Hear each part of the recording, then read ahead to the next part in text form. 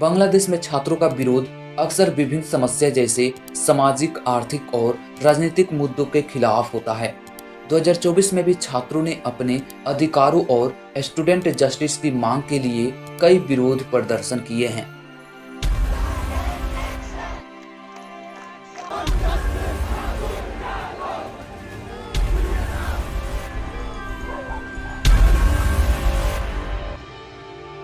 बांग्लादेश में छात्रों के विरोध प्रदर्शनों ने प्रदर्शनकारियों पर सरकार की क्रूरता एक्शन के कारण अंतर्राष्ट्रीय ध्यान अपनी ओर आकर्षित किया है।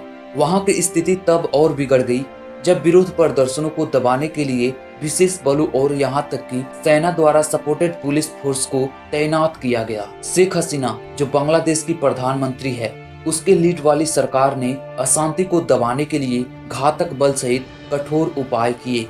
यह आर्टिकल विरोध प्रदर्शनों के मूल कारणों, कंट्रोवर्शियल कोटा प्रणाली और शेख हसीना के शासन को तानाशाही क्यों कहा जा रहा है, आइए जानते हैं। पिछले 2 हफ्तों में बांग्लादेश पुलिस फोर्स ने छात्र प्रदर्शनकारियों को बेरहमी से दबाया है। सड़कों पर उन्हें गोली मारने और वाहनों से कुचलने जैसे डेंजर उपायों का इस्तेमाल किया है। छात्र विरोध प्रदर्शनों को दबाने के लिए विशेष बलों और सेना को तैनात किया है। ये दृश्य आतंकवाद विरोधी अभियान जैसे लगते हैं, लेकिन इनका टारगेट देश के युवा है। इस अवधि को बांग्लादेश के इतिहास के सबसे डार्क एपिसोड में से एक माना जा रहा है। आधिकारिक तौर पर 6 लोगों की जानें चली गई और 400 से अधिक लोग घायल हो गए। पिछले हफ्ते की हिंसा को समझने के लिए हिस्टोरिकल पार्ट को समझना महत्वपूर्ण है। तो हम चलते हैं आज से 53 साल पहले, जब बांग्लादेश को 1971 में अमेरिका द्वारा समर्थित बंगालियों के खिलाफ क्रूर नरसंहार के बाद पाकिस्तान से स्वतंत्रता मिली थी। 1972 में स्वतंत्रता संग्राम में लड़ने वालों को सम्मानित करने के लिए फ्रीडम फाइटर कोटा शुरू किया गया। इसके बाद 2018 में बांग्लादेश के छात्रों ने फ्रीडम फाइटर कोटा के खिलाफ विरोध प्रदर्शन शुरू किया। उनका कहना था कि अब यह अपने मूल उद्देश्य को पूरा नहीं करता है। उन्होंने क्लेम किया कि इस सिस्टम का इस्तेमाल शेख हसीना की सरकार ने वफादारों को बेनिफिट पहुंचाने के लिए किया था। छात्रों ने इस कोटे को तत्काल हटाने की मांग की क्योंकि इसमें लॉजिकल बेसिस का अभाव था। फ्रीडम फाइटर कोटा में सरकारी नौकरियों में आरक्षण का महत्वपूर्ण हिस्सा 30% था, जिसका लाभ केवल 0.13% आबादी को मिला। छात्रों ने बताया कि इस कोटे का दुरुपयोग शेख हसीना के प्रति लॉयल सिविल सर्वेंट का एक कैडर बनाने के लिए किया जा रहा है, जो योग्यता और निष्पक्षता को कमजोर कर रहा है।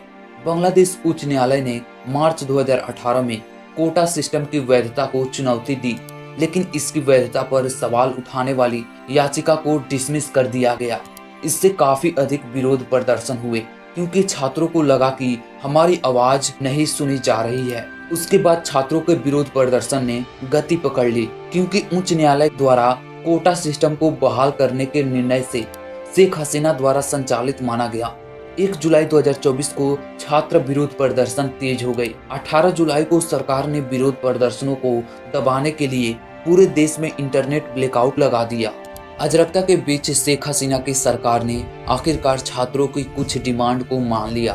21 जुलाई को बांग्लादेश सुप्रीम कोर्ट के फैसले ने कोटा घटाकर 7% कर दिया, जिसमें 5% स्वतंत्रता सेनानी वंशजों के लिए, 1% जातीय अल्पसंख्यकों के लिए और 1% विकलांग व्यक्तियों के लिए लागू किया गया।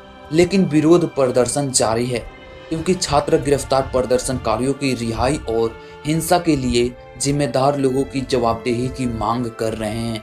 बांग्लादेश में छात्रों का कहना है कि पारदर्शिता की कमी है। कई छात्र शिक्षा की गुणवत्ता से असंतुष्ट है। बढ़ती फीस के कारण भी छात्रों पर वित्तीय बोझ बढ़ गया है।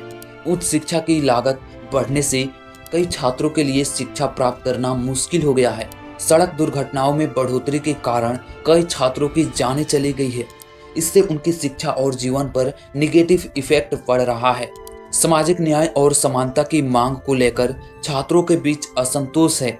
वे समाज में समान अवसर और न्याय की मांग कर रहे हैं।